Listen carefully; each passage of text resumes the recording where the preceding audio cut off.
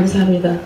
오늘 또 이렇게 귀한 자리에 또 축사를 해주실 우리 또 이영모 회장님을 모시고 축사의 시간을 갖도록 하겠습니다. 여러분 큰 박수 부탁드립니다.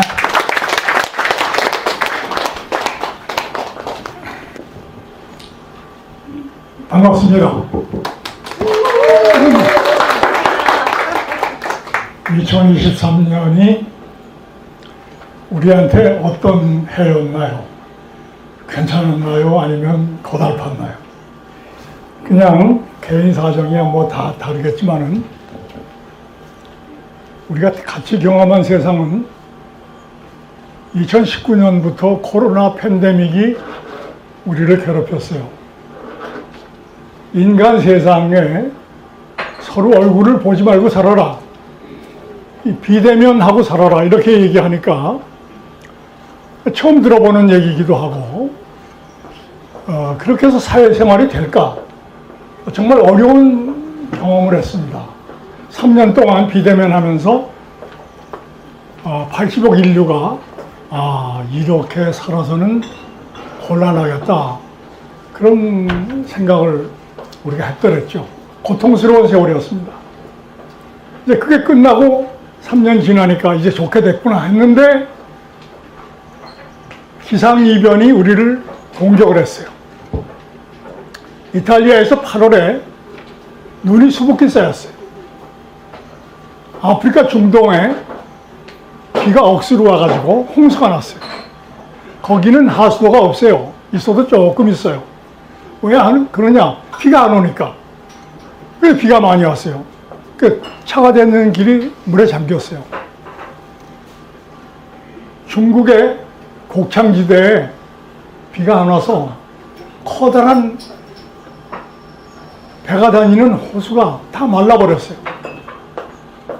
그러니까 배가 못 다니게 되니까 관광 사업이 망했다. 그게 아니고 농사가 다 망가진 겁니다. 자, 이제 전 지구적으로 비 안 오는 곳에는 홍수가 나고 비 많이 오는 곳에는 가물어서 아무것도 안 되고 미국의 곡창지대도 비가 안 오고 이제 그걸 보면서 제 생각에 팬데믹보다 무서운 게 기상이변이구나. 이건 정말 무섭다. 쓰나미가 무서운 게 아니고 이거 정말 무섭구나.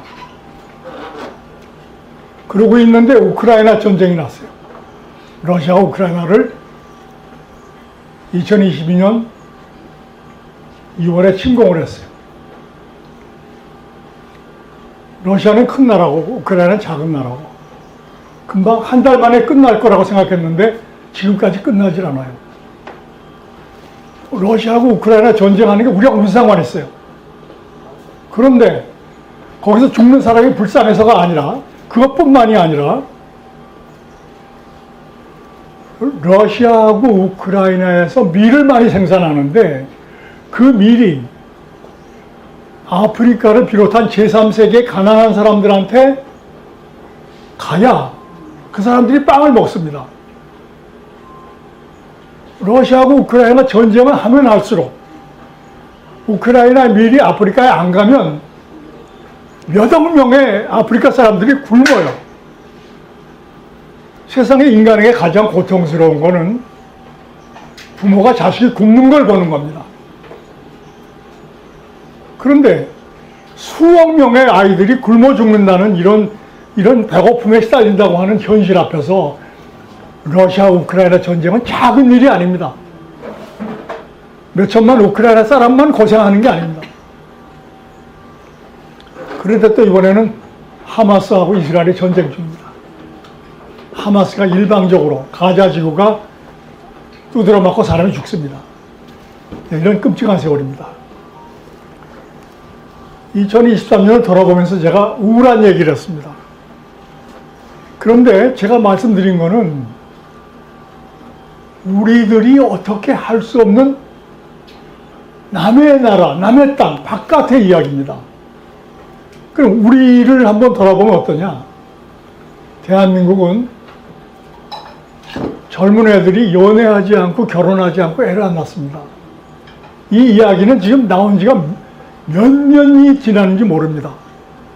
정부에서 수십조 원의 돈을 썼는데 계속 출산율은 떨어져서 0.78에서 0.7에서 지금 어디까지 떨어질지 모릅니다.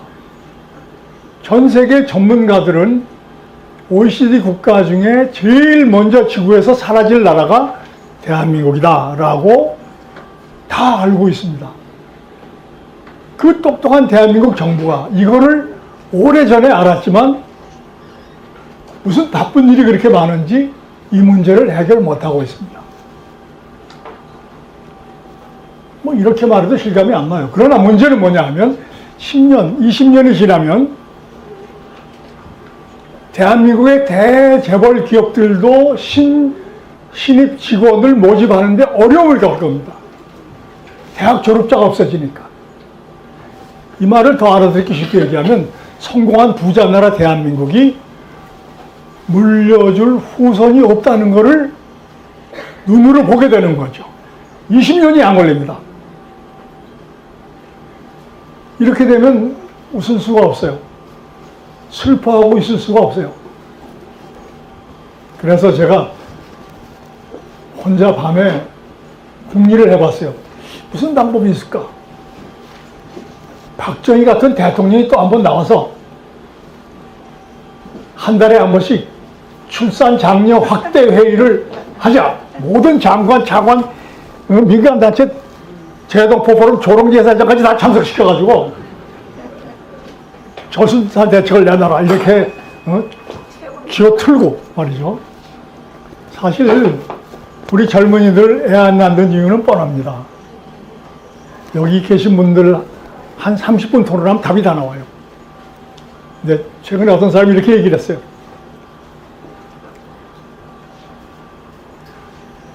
서울대학교만 들어가면 된다. 이게 엄마의 소원이다. 초등학교 때부터 이 노래를 불러가지고 학원을 다니고 밤 11시에 12시에 들어와서 1시까지 공부하다 자고 걔가 대학교 들어가면 어떻게 되는 줄 아십니까?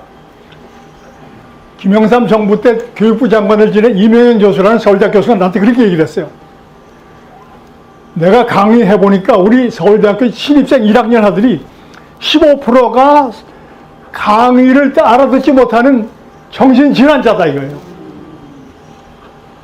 왜 그럴까? 가만히 생각을 해보니까 걔네들이 이렇게 얘기한다는 거예요. 우리 엄마가 서울대학교만 들어가면 된다. 딴 거 필요 없다. 그걸 얘기해서 난 서울대학 들어왔어요. 난 이제 공부 안 해요.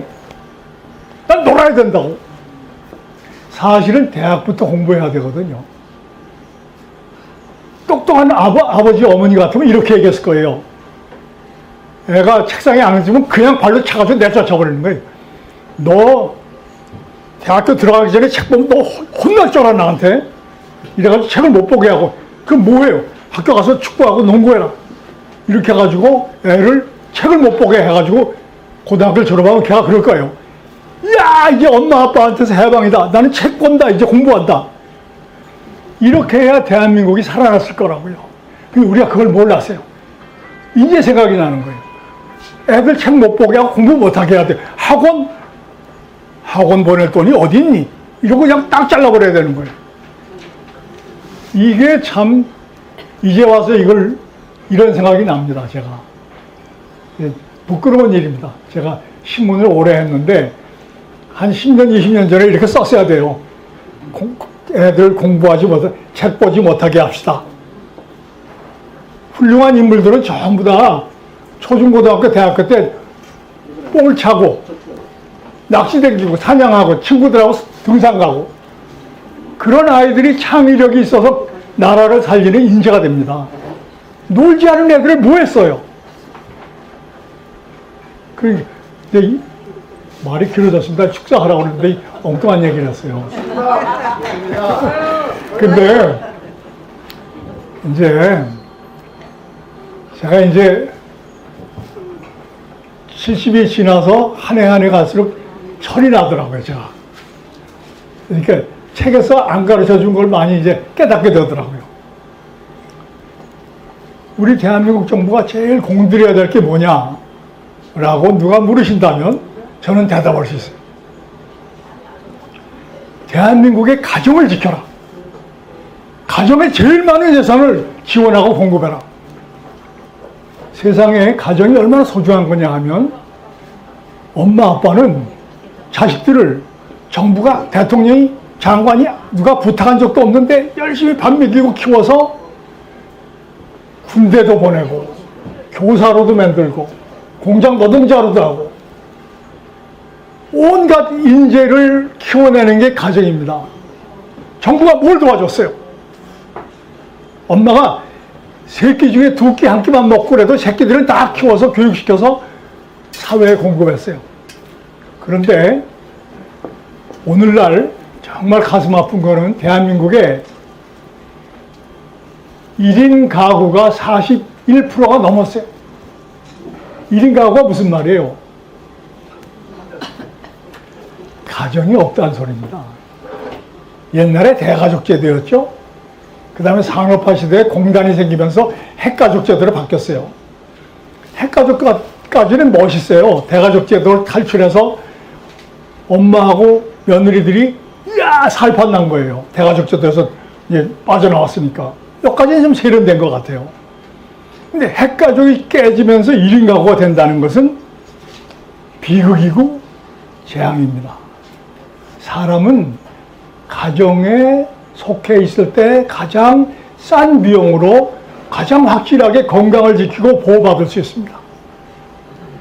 가정이 없는 사람은 죽을 때 혼자 언제 갔는지 모르게 가야 됩니다.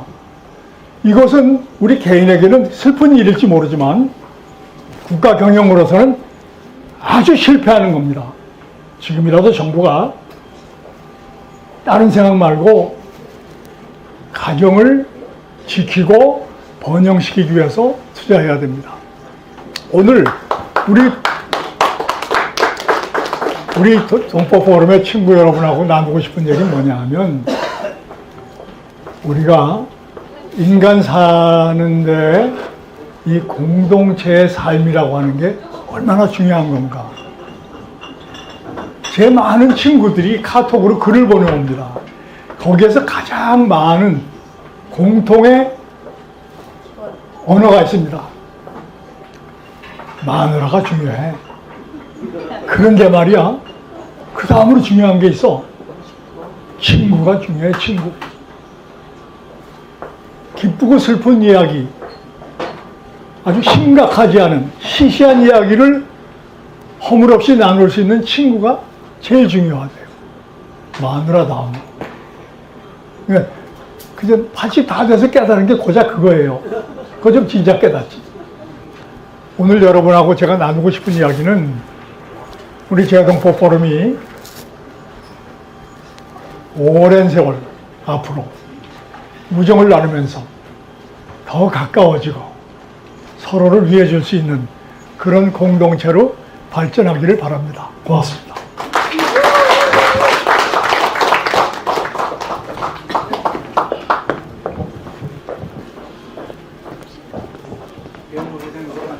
열강을 해주신 우리 이영호 회장님께 감사의 박수, 큰 박수 부탁드립니다. 회장님 고맙습니다.